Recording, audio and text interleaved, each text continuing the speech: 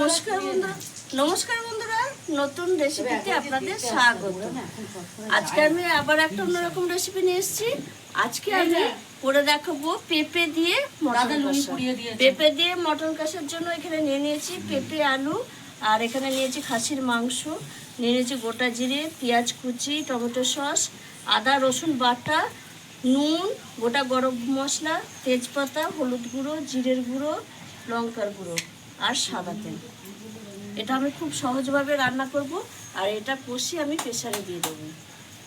আমি উনুন ধরিয়ে কড়াই বসিয়ে দিয়েছি। প্রথমে আমি মাংসটা একটু নুন হলুদ মাখিয়ে নেব।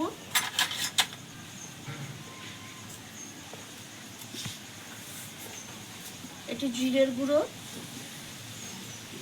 লঙ্কার গুঁড়ো আর একটু পেঁয়াজ কুচি আর অল্প করে আদা রসুন বাটা দিয়ে আমি মাংসটা একটু মাখিয়ে রেখে দেবো খানিকক্ষণ। ততক্ষণ আমার এদিকে আলু পেঁপে ভাজা হয়ে যাবে।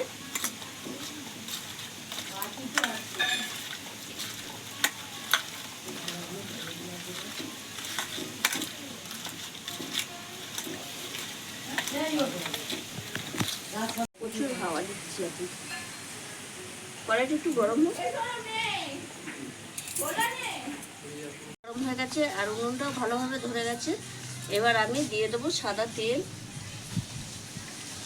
আপনার ইচ্ছে করলে সর্ষের তেলও করতে পারেন, সর্ষের তেলেই ভালো হয়, কিন্তু আমাদের বাড়িতে সাদা তেলটাই পছন্দ করে, সর্ষের তেলটা অত ভালো খায় না পেটের সমস্যার জন্য। ওর জন্য সাদা তেলেই বেশি রান্নাটা করি আমি। এইবার আমি পেঁপে আলু ভেজে নেবো একসঙ্গে।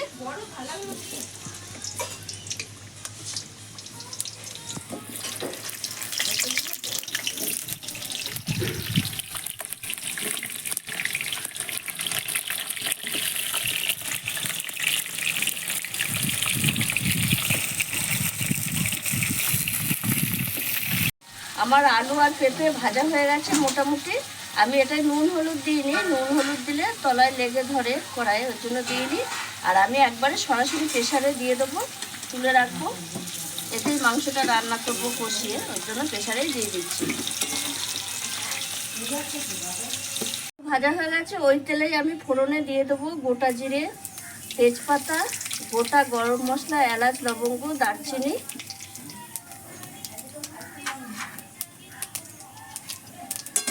ফোড়নটা একটু ভেজে নেব। এবার আমি দিয়ে দেবো কুচনো পেঁয়াজ। খানিকটা পেঁয়াজ আমি মাখিয়ে রেখেছি আর খানিকটা পেঁয়াজ ভেজে দেবো।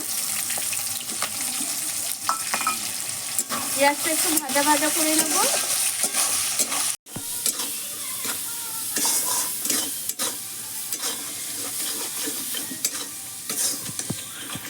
দিয়ে দেবো আমি টমেটো সস। এখন টমেটো অনেক দাম, তাই সসটাই ব্যবহার করছি। আর এটা আমি চিনি দেবো না, কারণ টমেটো সসে একটু মিষ্টি মিষ্টি, ওর জন্য চিনিটা দেবো না। দিয়ে ভালো করে মশলাটা কষিয়ে নেব।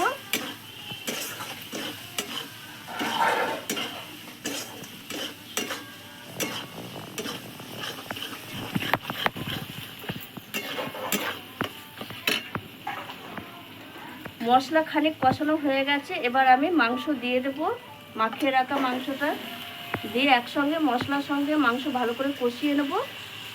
আর বন্ধুরা, আমি চর্বিটা তুলে রেখেছি, আমি পরে প্রেসারে দিয়ে ঢাকা দেবো, কারণ এখন দিলে বলে যাবে চর্বিটা। আর আমি এইভাবে ঢাকা দিয়ে দিয়ে কষাবো। ঢাকা দিয়ে দিয়ে কষালে তাহলে মাংস থেকে জলটা বেরিয়ে যাবে, মাংসটা হাফ সেদ্ধও হয়ে যাবে আর কষানোটাও ভালো হবে। কষানো হয়ে গেছে, এবার আমি নামিয়ে প্রেসারে আজকে দিয়ে নেবো। আর মাংসটা আমি একটু গরম জল দেবো, খেতে ভালো লাগবে।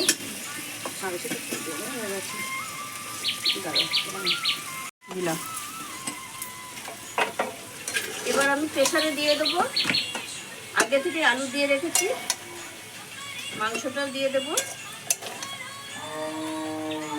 ওই কড়াইয়ে জলটা একটু গরম করে নিয়েছি, এবার একটু গরম জল দেবো। মাংসতে গরম জল দিলে খেতে খুব টেস্ট লাগে। একদম পাতলা করবো ঝোলটা। আর উপর দিয়ে আমি এই চর্বি মেখে তুলে রেখেছিলাম, এই চর্বিটা দিয়ে দেবো।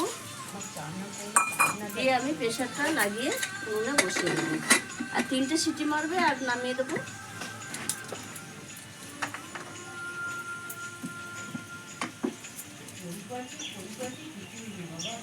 বন্ধুরা 3টে সিটি দিয়ে নামিয়ে রেখেছে, দেখুন এখনো ভেতরে ফুটছে, দেখুন। আর একদম পাতলা, আর খাসির মাংসের ঝোল বেশ এরকম পাতলাই বেশি ভালো লাগে। এবার আমি ঢেলে দেবো। আর কত সুন্দর হয়েছে মাংসের ঝোলটা, দেখুন দেখাচ্ছি।